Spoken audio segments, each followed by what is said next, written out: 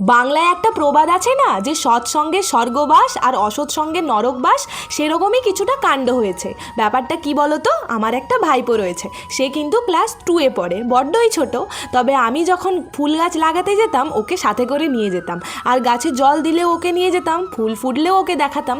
তো এইভাবে ও প্রতিদিন ওর বাবাকে বলতো যে একটা করে চারা এনে দিতে। প্রতিদিন তো সম্ভব হতো না, তবে এইভাবে কয়েকটা চারা ওকে লাগিয়ে দিয়েছিল। আর এখন ওর একটা নিজস্ব ছোট্ট বাগান রয়েছে, তাতে কিন্তু অনেক বিভিন্ন ধরনের ফুল গাছ আছে। তার নিয়মিত পরিচর্যাও ও করে, ঘাস হলে ঘাস উপড়ে ফেলে দেয়, প্রতিদিন 2বার করে জল দিতে যাবে, সাথে আমাকেও নিয়ে যায়। আর এখন ওর বাবা মা বাইরে গেলে ও চকলেটের আবদার করে না, ও বলে একটা ফুল গাছের চারা নিয়ে এসো বাবা। তো সেগুলো দেখে আমারও বড্ড ভালো লাগে। তো তারপরে আমি চলে গেছিলাম আজকে আমার মাসি বাড়িতে, সেখানে একটা অনুষ্ঠান ছিল ছোট। তবে কিসের অনুষ্ঠান ছিল সেটা আমরা পরের পার্টে তোমাদেরকে বলবো, আর কি কি মেনু হচ্ছে সেগুলো পরের পার্টে তোমাদেরকে বলবো।